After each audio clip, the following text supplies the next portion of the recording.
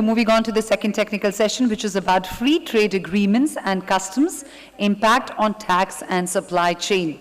For businesses engaged in cross-border trade, effective tax planning is crucial to optimize tax liabilities and manage supply chain operations efficiently.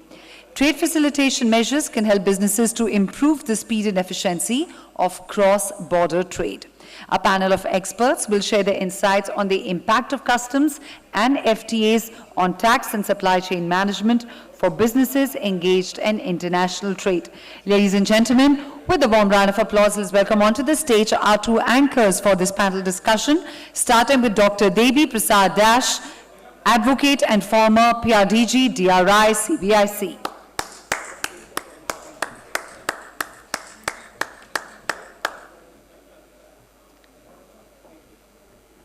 Can we have Dr. Debi Prakash join us, please, on stage?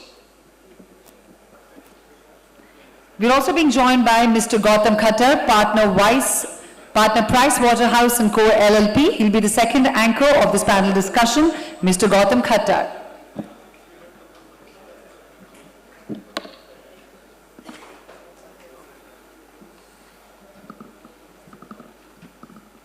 Thank you for joining us, Mr. Khattar. Let's now welcome our esteemed panelists onto the stage, starting with Mr. Samanjas Das, Chief Commissioner of Customs, Delhi.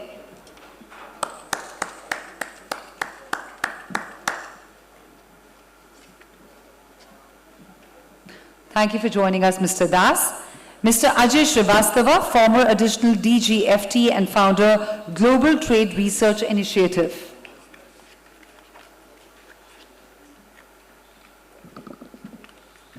Mr. Frank Debets, Managing Partner, Customs and International Trade, PwC WMS Singapore.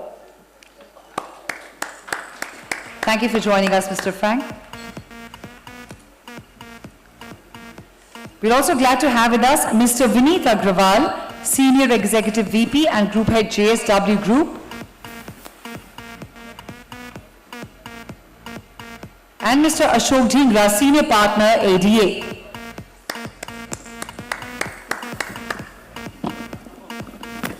I request all the panelists to quickly take a mic check. So can we check if our mics are working? 1, 2, test.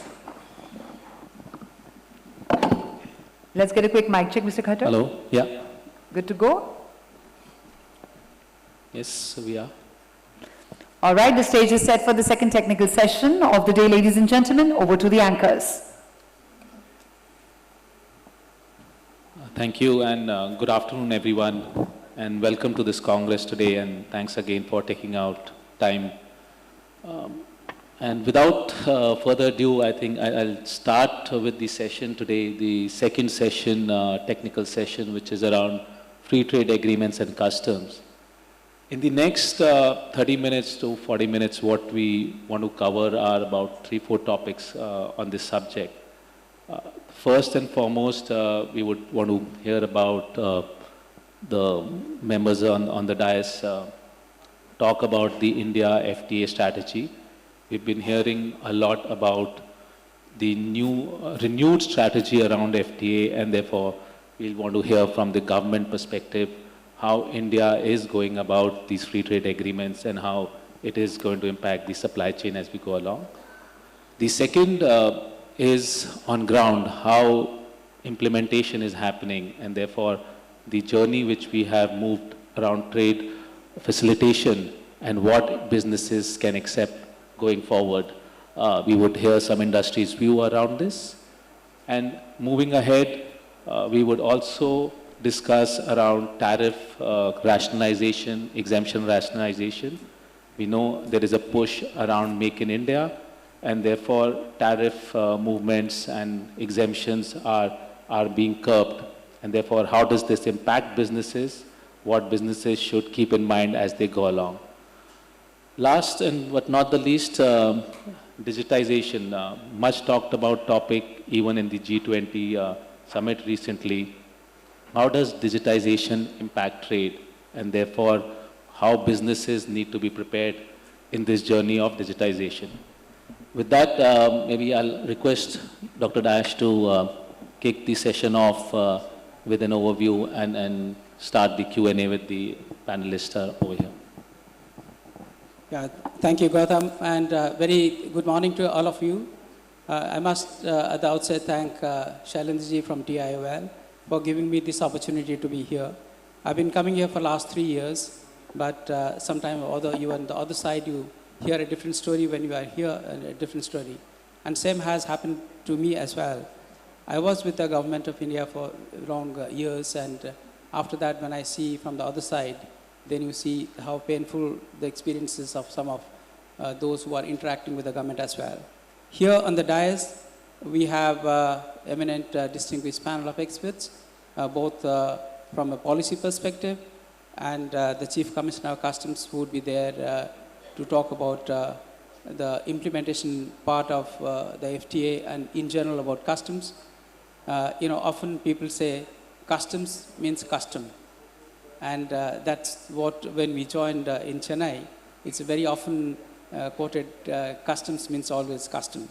So when we talk of how much of that custom has really been removed over the years is something which you would hear from the panelists here.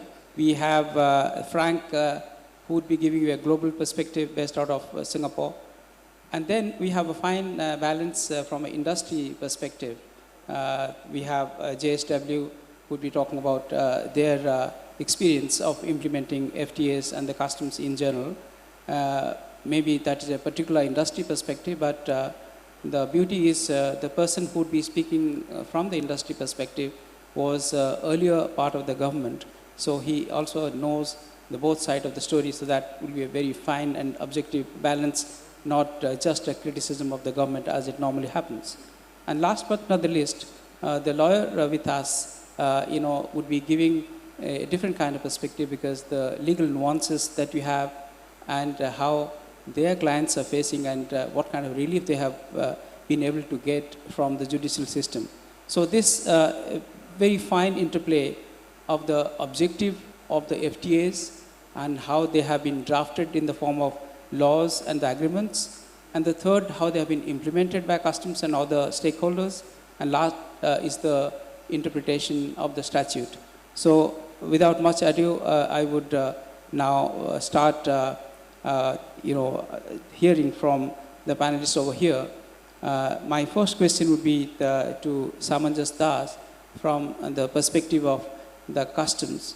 Like over a period of time, as you know, the FTAs have seen ups and downs. The first 10 years of this new millennium saw many new FTAs coming up, and suddenly you find there has been a dampening effect from 2011 almost till 2021. Hardly there was any FTA. And again, last couple of years is picked up with new FTAs signed with UAE, with Australia, and very actively the negotiations are underway with UK. So you would see the text point of view, the statute point of view, the facilities point of view, the interface point of view, that last 30 years of the journey of FTA, from a customs perspective, how it has been, I would like to hear from Samanjas. Over to you.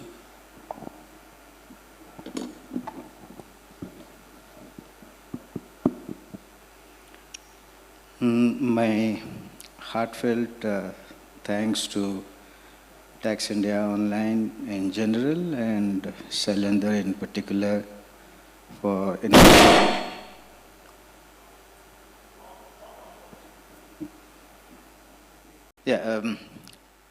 my heartfelt thanks to Tax India Online in general and Shailendra in particular to have me here as a part of this Congress.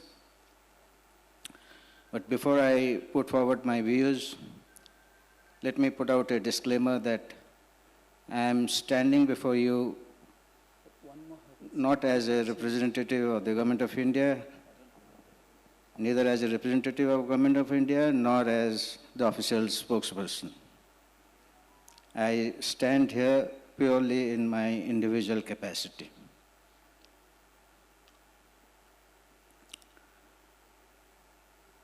Our topic is free trade agreements.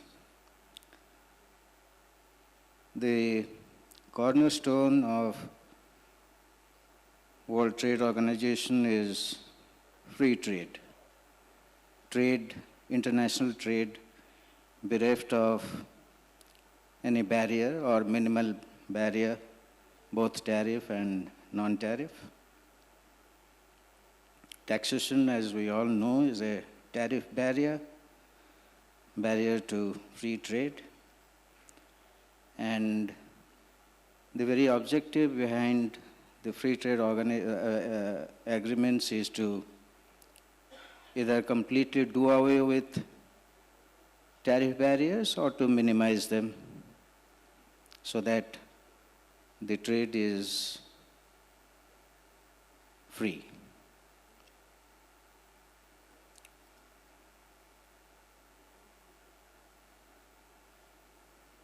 International trade, digressing slightly into economics, I'll go into the theory of cost advantage, the absolute cost advantage and the comparative cost advantage.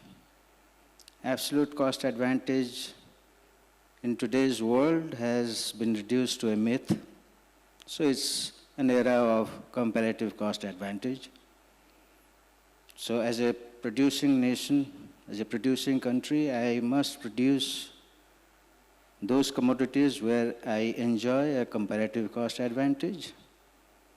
And so is the case with the other trading partners. Then the international trade becomes beneficial for both partners.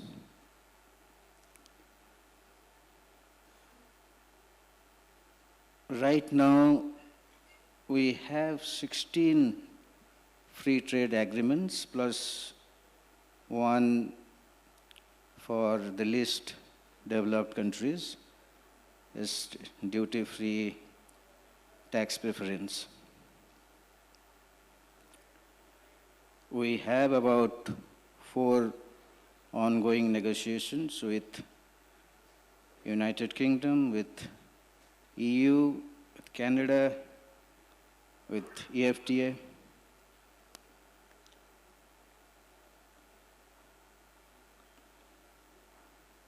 Coming back to the CARTA 2020 and the associated problems. Speaking from the point of view of business, I believe the problem which most corporates face while tackling character is the delay in the provisional assessments. Because when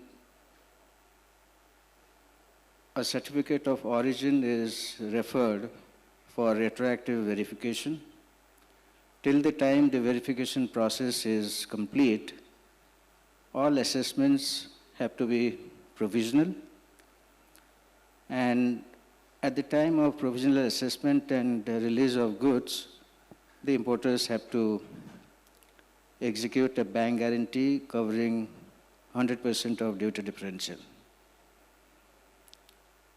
So since the process of verification is pretty lengthy and at times cumbersome, we play the ball back and forth.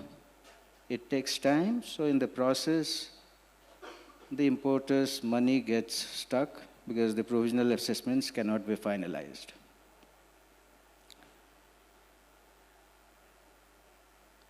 While this requirement of execution of a bank guarantee cannot be completely done away with, what we should probably be looking at is a reduction in the quantum of bank guarantee. Probably instead of 100% of the duty differential, we can think in terms of bringing it down to 50% or so. So the financial hardship is lessened to that extent.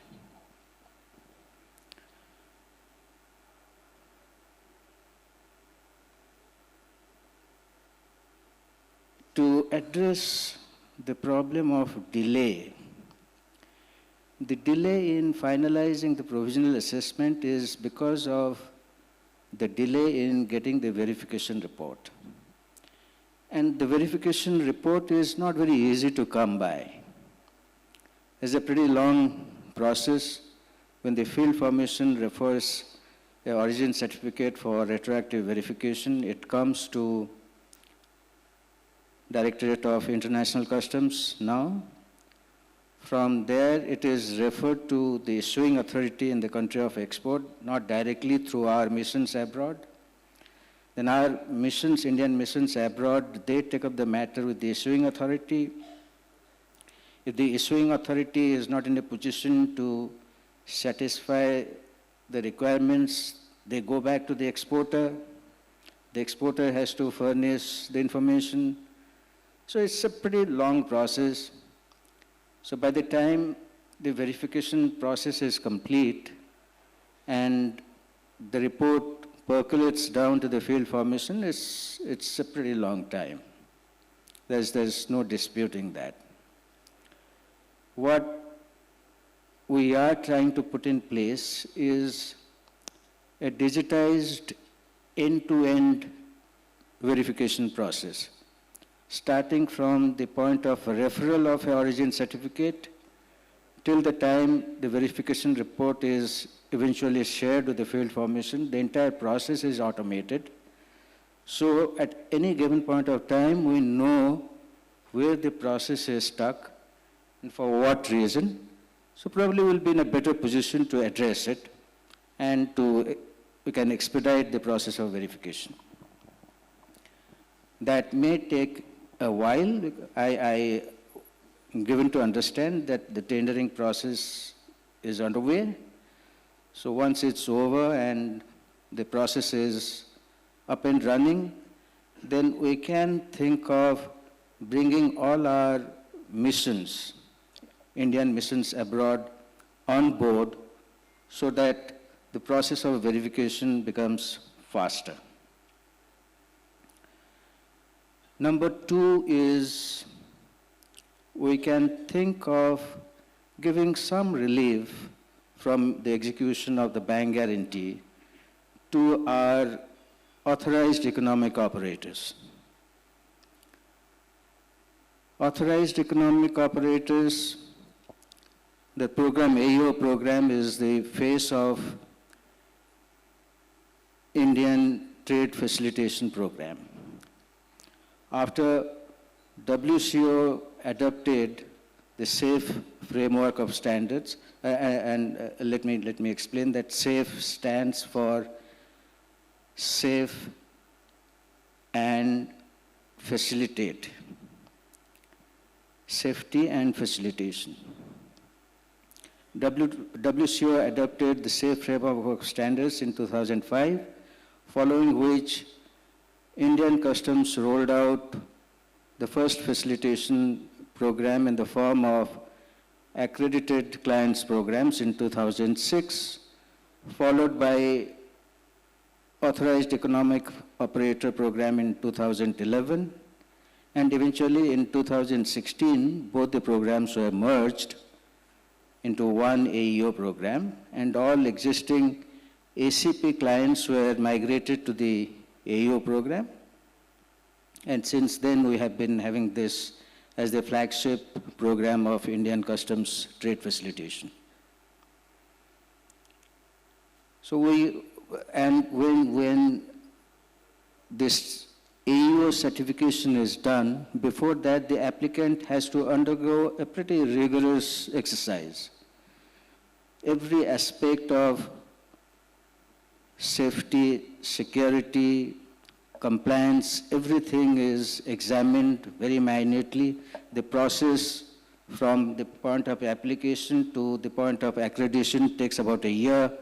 It's pretty rigorous, following which the certificate is given. So having accepted somebody as a trusted client, we can probably think in terms of not burdening him with the requirement of executing a bank guarantee. But that's for the policymakers to think. So, thank you very much for that perspective. As you know, that industry has been facing a lot of problems from the verification mechanism, because there is the rule per se and the agreement per se has one kind of mechanism by which, through the Ministry of Commerce in India, there can be a request which can be sent to the country of origin, to the competent authority to have the verification done, and that can come back to the Indian customs or other authorities who would be requiring that. Parallelly, if the Indian authorities are not satisfied, they can send a team for the inspection. But what is happening, that quite often, because of the semantics in the interpretation of the rules, particularly the customs notifications, customs starts off a parallel investigation, which going back to the 5-year tenure. So this process itself in India takes about 6 to 7 months, sometimes going up to 1 year, and mostly revolving around the classification matter. So in that particular context, I would like to hear industry perspective, since Vineet is here, that one is the conflict between the character responsibility on the importers and the overall, the scheme of all FTAs, in which when the country of origin certificate which is issued, there the exporting country has to write the classification as it prevails in the importing one.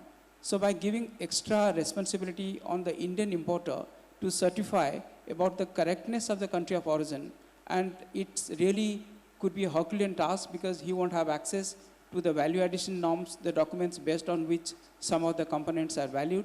The second one, change in the harmonized system of nomenclature of the non-owned origin components which go into the manufacture of that. So these are the two pinpricks. One is de minimis, the change in classification, and the third one is the value addition. So from that point of view, can you think how the character is a help to the importers in India, or it adds extra burden, and what will be your suggestion to get over this particular problem that you've been faced? Over to you, Vineet.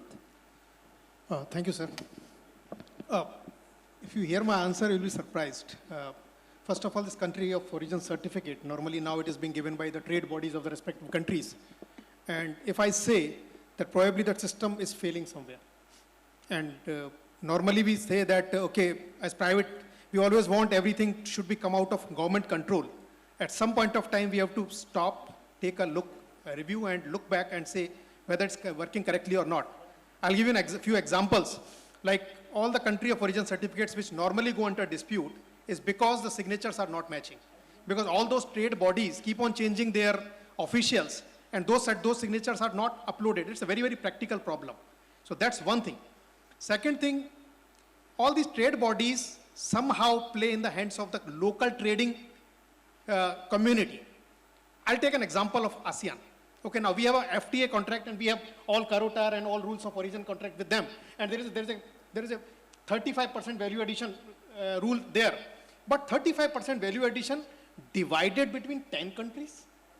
Okay, those 10 countries, Mr. Frank will be a right person to tell, but as an experience I can tell that 10 countries who share a 35% value addition, and we do not know who is doing what.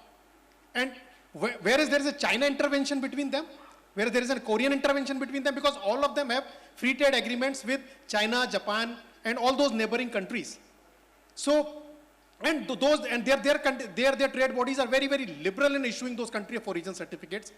Probably, if they go back to the government authorities, and because government authorities being responsible authorities, sometime may help. So, probably we need, as an industry, we need to review this position whether country of origin certificate should remain with trade bodies or they should go back to a designated government body, which helps this resolving both the issues. The second is regarding the mismatch upon HSN codes. It's a perennial problem. In India, sometimes we go up to 8 digits, and in some countries in world customs, we stop at 6 digits. Sometimes those explanations, there's those classic cases from in the steel industry. There is a continuous fight with the department on classification of coal, which thankfully will now be resolved with all these new FTA with Australia, and probably sometime if something happens with South Africa also. Otherwise, those HSN, those CS index, and all those classic definitions which were there in the world customs and which do not appear in Indian HSN codes. This mismatch always creates a problem. Even in under FTA, if you see imports from Australia as declared in their records and import in India as declared in Indian records, there's a mismatch. So we need a harmonization exercise once again, and if we can't do with the world, at least we can follow the world to at least minimize the pain with Indian trade.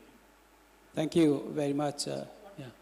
I think yeah. Just a point, since Mr. Ajay Srivastava is picking up, just a follow-up, sir, for you itself, and while you are reacting to this, you can factor this question also. Some of these pains, what we are talking about in certificate of origin, in HSN, and we now really see India's renewed energy towards the new FTAs with Australia, UAE, and there are other FTAs under discussion. Can there not be a policy intervention so that some of these experiences, painful experiences, can be overcome in the new FTAs which India is going to sign? Can there be more simplicity brought in? Just your thought around that. Yes, some random thoughts here, and I would love to differ here. See, we are doing FTAs with other countries, and we have to see where they are moving. So first, I will talk about the suggestion that the certificates of origin should be issued by the government authorities, not the private body. Where is the world right now? We are negotiating with Canada, European Union. They don't have government bodies or private bodies issuing the certificate of origins. They authorize most of their exporters to self-certify. You don't agree with them, they will not create a new system for you. We have to move in those directions because we are negotiating. We cannot impose our will on them. And they have 20, 30 FTAs, each of them. They are not going to create a setup for India. So this has to be very clear in our minds. We can suggest some cautions and all those things, but they are not going to create this. That's point number one. Second, about this tariff line mismatch, I don't understand this. Please, my understanding is that up to 6 digit, it's okay, WCO harmonizes. After that, every country is free to do whatever. You can issue 8 digit, 10 digit, 12 digit, whatever. They have to be different. And when we file shipping bill, we use our HS code. And when the other person imports in their own country, they will use their HS codes. Where's the problem? I don't see any problem in this. See, so my thinking is, we are less than 2% of world's merchandise trade. People who have far bigger trade, they have liberalized their systems. And we cannot worry too much about these things. We can exercise caution, but we cannot worry too much about these things. So just a quick follow-up before I go back to FTAs on a global level.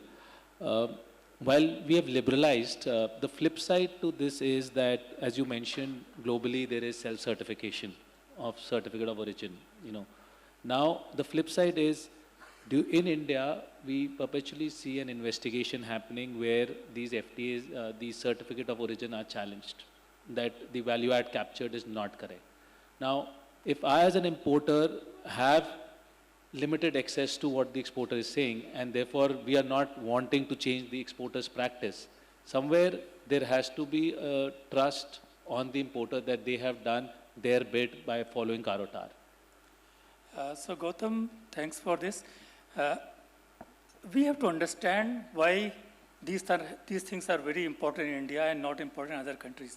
See, most of the countries' MFN duties are 2%, 3%. They're the average MFN duties for the industrial products. Our duties are on the higher side, 17, 18% on an average for industrial products. And so, of course, we are more concerned that if any violations there, we suffer more revenue loss. That's the reason for this. But the way the origin violations are studied world over is like this. For example, European Union, they will not check every bill of entry whether any violation is there or not. They will, suppose it's about, suppose we talk about trade between India and Indonesia. Something from Indonesia is coming under ASEAN FTA, and we are checking it. No, that's not the way it is done world over. The way it's being done is that I should study Indonesia's capacities, industrial structure, what they can make, what they cannot make. I should have a list of those things. And my risk system should talk about those things. So I should know beforehand. You know, an officer sitting at the port cannot apply his mind. He doesn't have time and he doesn't have the expertise for these things. We have to invest more in assessing risk, not only for our country, but about how what the capacities of the other countries, based on which we should try to catch. So we have to invest in those areas more. Thank you, sir. Just jumping to Frank for a minute, sir. In terms of, Frank, you've been hearing from an India perspective, talking about some of the constraints or some of the challenges. And India is now really at a next level of FTAs with matured economies like UK, EU. How's your experience been globally? How have you seen FTAs deepen trade relationships? How have you seen businesses make the most of it in terms of altering supply chain? Your thoughts around that, yeah? Thank you, Gautam. And maybe, first of all, thanks also for inviting me to this panel. I was reading through the list of panelists, and I'm well aware that I'm the only non-Indian panelist, so hopefully I can share a global perspective. I'm based out of Singapore, but I lead PwC's Global Customs and Trade Consulting practice. So I've seen a lot of work being done around the globe by my colleagues in FTAs. And perhaps, I mean, if you look at the discussion we've had so far, a lot of it has been on very particular matters, sometimes quite nitty-gritty matters, which are very important because to make FTAs come to life, that has to work. But I'd like maybe, if I may, to take a step back. And if you think in general about why do we have FTAs, why are governments interested in negotiating FTAs? And just earlier we had a bit of a history lesson. So to add to that, the first FTA, you may or may not know, is over 160 years old. The Cobden-Chevalier Agreement between France and England. So this is nothing as new as many people think it is. But I think there's two main reasons why we see a lot of challenges in FTAs. One is old, one is new.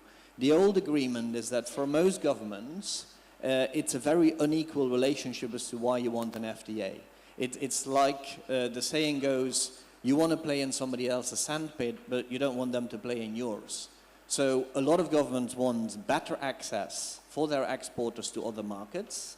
The old style thinking of exports are goods, imports are bad, which in global supply chain is no longer really true, but nevertheless, that's a lot of the thinking. So therefore, the negotiations are always focused, and if you talk to a negotiator, you will realize that a lot of it is horse trading, about getting better access to an overseas market without giving a lot away in your domestic market. And that drives, when an FTA is actually implemented, drives a lot of the activity we talked about on audits and challenges upon import when companies are trying to use it. Because although you've signed up to the FTA, you want to make absolutely sure that you minimize the abuse of it, which is correct, but unfortunately, as part of that, you also make it hard for companies to use the FTA upon import. So that's the old reason why we see so many challenges. I think a newer reason why we see so many challenges is that the FTAs are just too complex.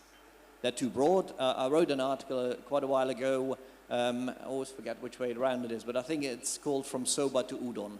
Like, with every new FTA, there's extra chapters, there's additional things about movement of people and services and payments and whatever else. Whereas for most companies, the key to use an FTA is around duty reduction. And perhaps as a secondary key, it would be about customs processes and procedures being easier. So it's all about cost reduction. Now, when you look at new FTAs, they're very complex, they're very hard to manage. For smaller companies, they're virtually impossible to manage. When you talk about self-certification, very much a double-edged sword, because a lot of companies would rather go to a government or to an agency that gives them a certificate than signing off at it themselves and finding that upon import, the authorities don't accept their assessment. And so if you don't take that step back and saying, well, why do we have FTAs? What are the key challenges in using them? It continues to become very hard to reap the real benefits. And that's where you also see this challenge, I think, between the ministries that negotiate the free trade agreements, which is usually a Ministry of Industry, a Ministry of Economy, and the ministry that polices it, so to speak, which is usually the Ministry of Finance and the customs authorities, are not necessarily aligned on their objectives. And the ministries of trade are constantly disappointed in how few companies benefit from the FTAs. And they publish all the statistics saying, oh, we can reduce $10 billion of duties, and then they're very disappointed if not many companies jump on the bandwagon. And when you start looking at the detail and why that might be, it's because that $10 billion, a lot of it doesn't qualify. Some of it is spread over 10,000 companies, and individual companies may not find it worthwhile to go down the path of use of FTAs. So there's a lot of challenges that exist, right, and that will continue to exist. I think a lot of companies also underestimate the fact that, I mean, FTAs are odd, right? They're not regulations that you have to comply with. They're a privilege. They're something that you can use if you choose to. And the companies that do choose to use FTAs don't necessarily invest enough in their resources and technology to do it right. And that in turn then leads to the customs authorities, when they do reviews, finding lots of non-compliance. And that makes them more suspicious about what companies are actually doing. So I think the global experience is that it's complex to really see the benefit in FTAs to do it well. The rules in the FTAs are so complex that they're hard to implement, hard to police. And so I don't know as much as my fellow panelists about all the latest developments in India, but the lessons I think are clear. Go for simplicity, don't overpromise. Help companies, particularly the smaller companies, in understanding and enable them to perhaps use technology to use FTAs correctly, and then you will really see some improvement. Thanks, Frank. I think clearly what's coming out with this global shift and to some extent the lack of trust in WTO because of the standoff at the Appellate Forum, the multilateral discussions having deadlock like the Doha, and some of the countries, developed countries, taking unilateral measures, coming out with legislations like CBAM. Clearly countries are looking at redesigning their trade relationships through FTAs. So maybe just moving gears, Mr. Dash, from FTAs quickly to a little bit more on tariffs, particularly looking inwards when we look at the tariff and exemptions. The government over the past few years have been rationalizing tariffs. Exemptions are being reduced. Clearly there is an intent with which government is moving ahead. And Mr. Dhingra, on that, your thoughts on where do you see this heading towards? How do businesses prepare for this change? Exemptions soon going to be out, tariff rationalizations is going to come in. So what do businesses need to do? Sure, and thanks, Gautam.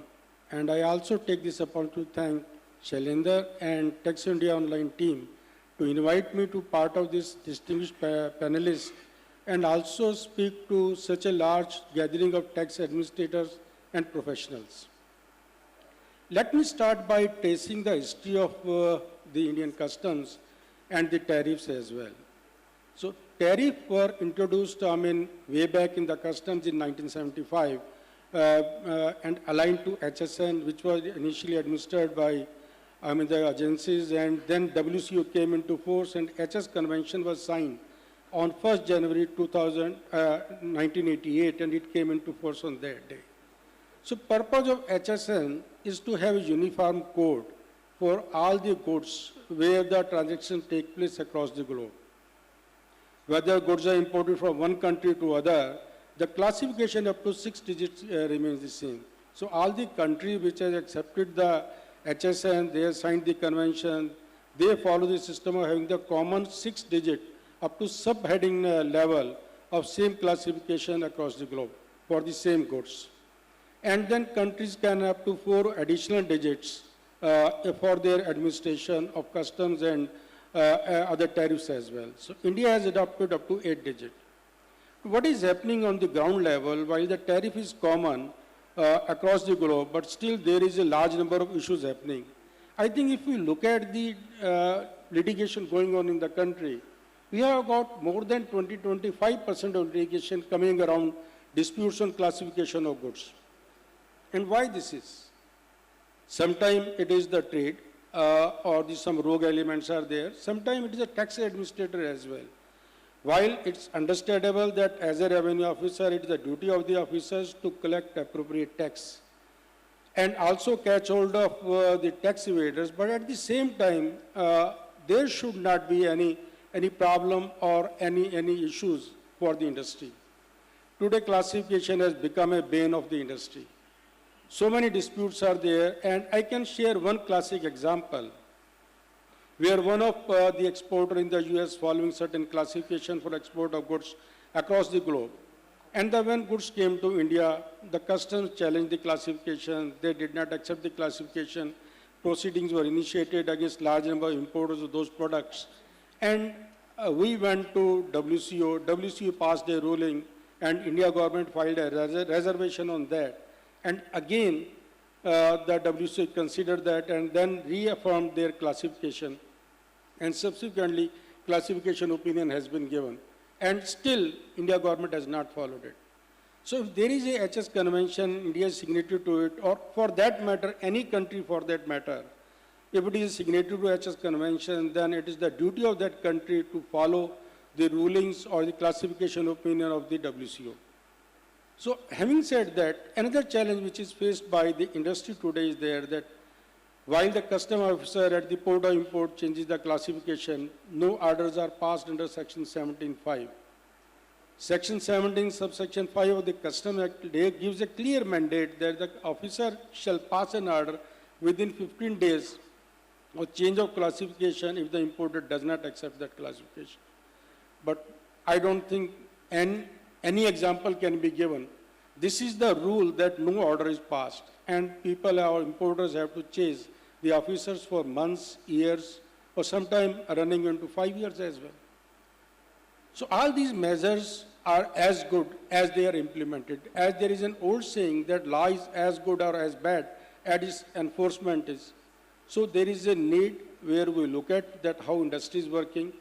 Definitely revenue officers must go after rogue elements. They need to pick up and investigate people who are violating the law. But at the same time, this principle of going after every importer or every person should not be there.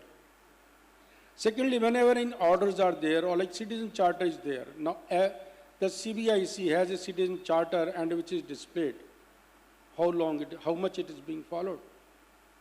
If it is not followed, it's a piece on the paper, it's on the piece on the wall. Yes, of course, there are challenges for the officers as well, which needs to be taken care of. Another point I want to make on the HSN classification dispute, that WCU comes out with the revised HSN code every 5 years. We are in an age where technological advancements are taking so fast that technology fades out in maybe 6 months, maybe 1 year. So why not a recommendation should be made to the WCO that have this revision of HSN every 3 years and at the same time also factor in the technological advances. Some of these factors, if implemented, both by the stakeholders, including the tax administration, will go a long way in enforcing or bringing in the ease of doing business and also make of India a success. Thank you, sir. I think concepts like advanced ruling under customs, which are right now rulings passed in a very time-bound manner, and certainty, those principles would definitely help. Dr. Dash, do you want to take the discussion forward? I think some of the points which we can also seek comments from our panelists around green taxes, maybe Frank or Mr. Vineet, if you want to pitch in. We have seen developed countries now come out with legislations, the CBAM. It is clearly impacting a host of exporters, company like yours, which are exporting into the EU. Now, these are unilateral decisions which are there. How does businesses prepare for this? Because now we are sitting and these are all implemented from 1st October. Reporting is started, due in Jan. So, what is your thought? So Mr. Dhingra just said every measure is as good as or as bad as it is implemented. So CBAM, by full name is Carbon Border Adjustment Mechanism, implemented by EU, which will come in effect in 2026, but the reporting has started from 1st October. Now, it's a noble cause. I mean, nobody can deny zero carbon or reducing carbon is the need of the hour. And in fact, the world has given itself a target of zero carbon or zero net carbon by 2070. And in my company, I can tell that we have given ourselves a target of 2047. Okay, but is it going to be enforced in such a manner that I am a Dada group? I'm like a dictator of the group, the world, because I'm a bloc, and I can implement whatever I want to do. So Europe, European Union, which has seen the development phase, it is a developed stage right now. So you can implement a more stringent carbon neutral, carbon policies in your country, and you can ask the developing countries to pay price for that. Okay. So what CBAM is exactly doing is passing on a cost of its stringent environment-friendly measures to the countries who are still in developing phase. Okay? So you want to push your carbon, see, no country can live without steel, country can live without cement, no country can live without power, okay? And in fact, the European countries need more power than us for their freon emission on their air conditioning, which is depleting ozone layer, but they are more concerned about carbon right now, okay? So what they are saying, implementally they are saying that, okay, either implement the technologies which are less carbon emitting, or we will enforce our companies to do that, or those companies who fail to do that will be pushed to the developing countries. So you come to India, all European companies come to India, emit carbon here, and when you start exporting it to Europe, pay the differential as a duty, okay? It is nothing but a duty or to stop exports from developing countries. And what they're doing, funny thing is that they are using that cess or the carbon tax as part of their budget. So it's not a penal cost. It's actually a funding cost, which will be used to fund their own companies. There's no denial. At some stage, every country has to do it. But can it be implemented in a manner, what is being done right now in a three-year notice, and you start doing it? The sufferer will be the core sector industries for this. That's my say. Frank, what's your experience around the global and the reaction to the carbon tax in EU? Yeah, it's so new that I think when you look at when you talk about the global reaction, many companies I speak to still have no idea. They don't know whether they're captured. They don't know what that means. They don't know what they're supposed to report. So from a practical implementation of a tax, just stepping away from the rationale for it and how it's implemented, I think there's a lot of uncertainty. Now, I think the EU knows this, and this is why they've put the periods in place. So the reporting starts as of January. It's retrospective quarterly reporting. So the data is supposed to be captured from last Sunday, 1st of October. First reporting is in January. There is no tax payable. It's 2 years worth of reporting just to figure out what companies can actually report, what they know, what they don't know. And then the implementation will start gradually from 2026 over the next 10 years. So it's got a very long lead time. I think the EU is aware of the concerns that have been raised, like we've just heard as well. And so they don't want to run too far and too fast. But at the same time, I think there's a consensus around the EU to say, well, unless we do this, nothing will ever get off the ground. So let's rock the boat and see what happens. Unfortunately, I think that a lot of companies are just not ready. And I think Indian exporters are probably in that same boat, is that they hear about it, but they don't really know what they need to do. And they might think, well, by the time it's implemented, it's 5-10 years down the line. I'll be retired. It'll be somebody else's problem. And I don't think that's a good strategy. I'll jump over quickly to Mr. Ajay Srivastava, sir. Now, from an India policy making, we've seen a lot of focus on exports where they look at newer markets, diversified exports. Now, with the overseas markets and the legislation spanning out in this way, how do you think from our policy makers, what would their reaction be? Because this is inherently somewhere going to hit exports, at least to start with. Maybe long term, we will come to terms and we will do what businesses will overcome this, but there is a likely immediate impact. So any thoughts again from a policy making perspective? Thanks, Gautam. So we have to understand where the world is going. We have been reading through the books. Academics are telling, experts are telling that free trade is good. But USA and Europe, they have decided very firmly, and it's evident from the policies they are implementing, that free trade, they feel free trade is no more good for them. They have reaped benefit, now it's no more good.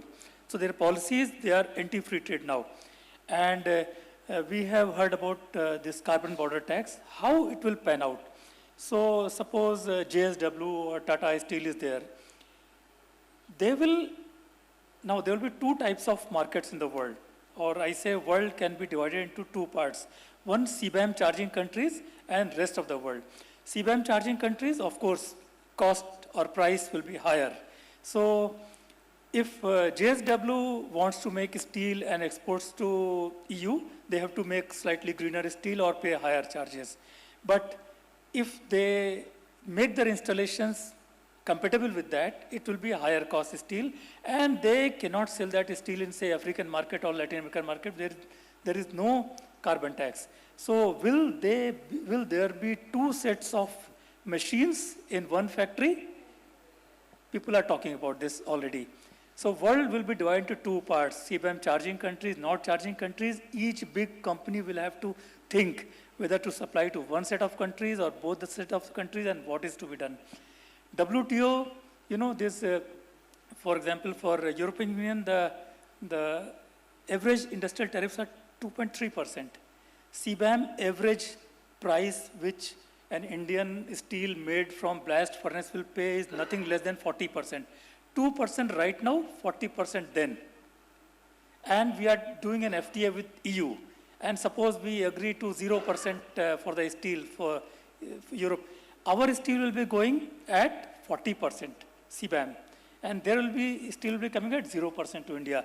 So FTAs will not be working anymore. WTO will become, of course, redundant. And the world will be divided into two parts. So Indian policy makers, what they have to do? So it's not one scheme. Like CBAM, there are at least 5 schemes which EU introduced in this year 2023 alone.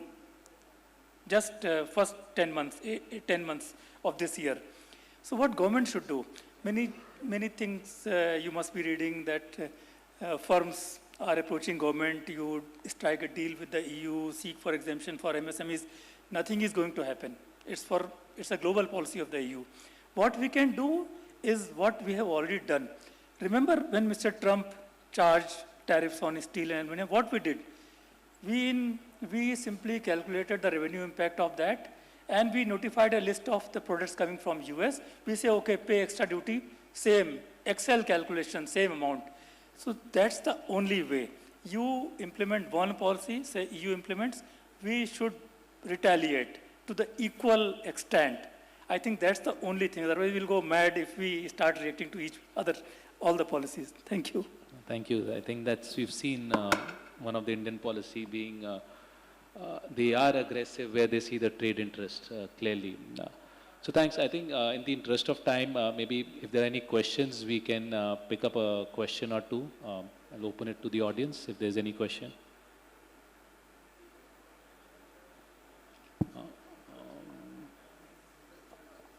You could just call out from the panelist whom you would want to pose the question to, sir.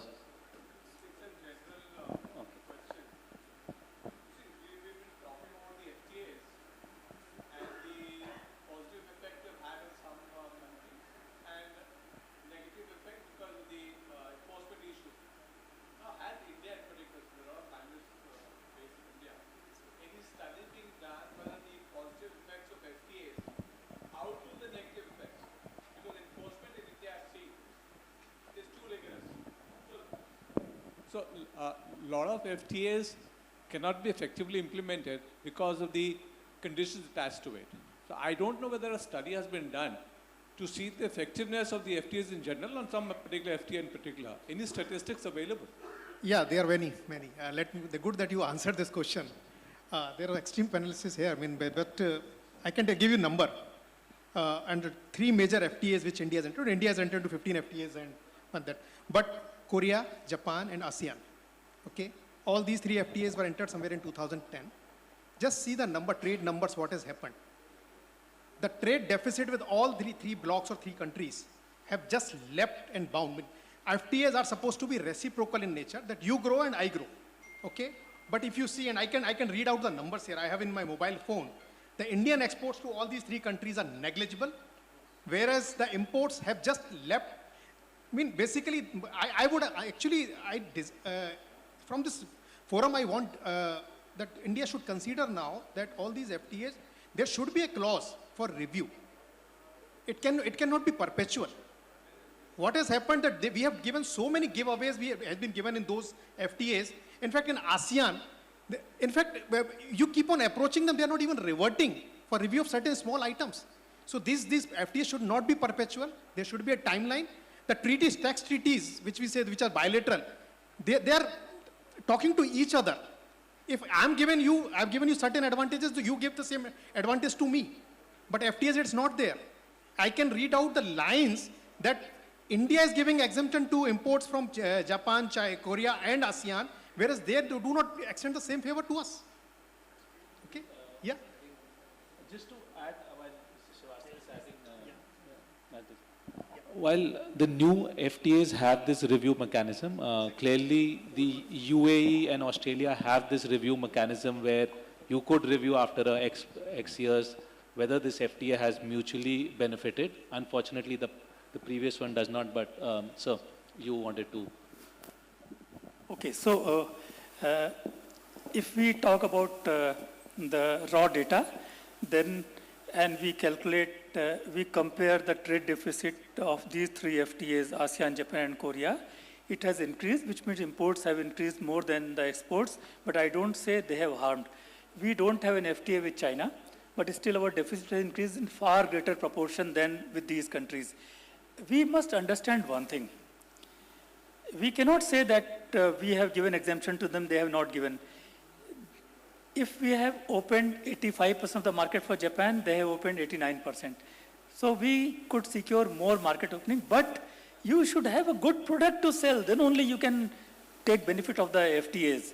We must understand FTA is bringing down the barriers, and we can only get benefits by having good products.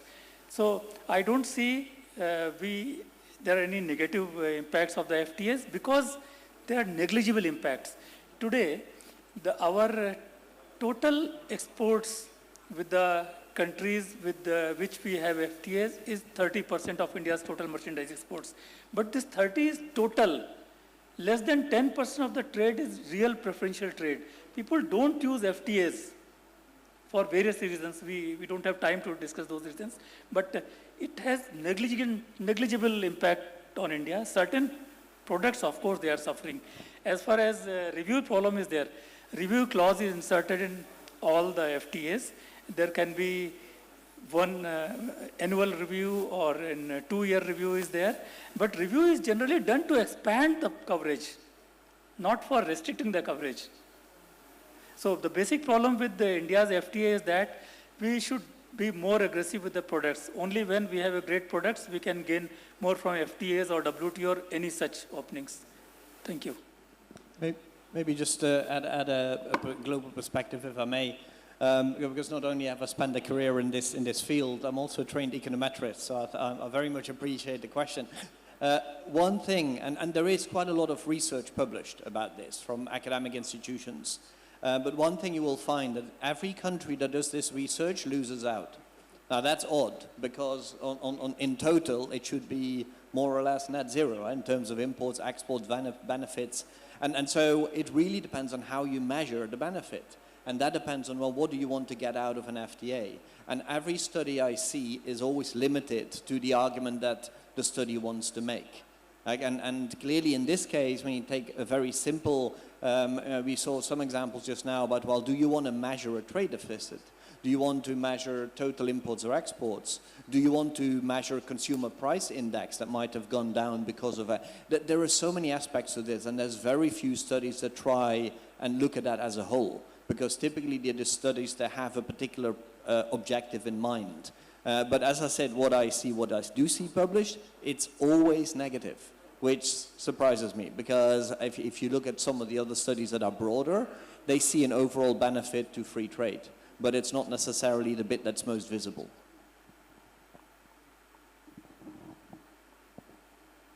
Yeah, thank you very much. I think time is up. I just would like to sum up the major takeaway from here. You have heard all the distinguished panelists. FTA, whether it needs to be there or not, I think that's a question no more asked. There is need for review, and the newer generation FTAs do have provisions, but worldwide, there are more than 350 FTAs.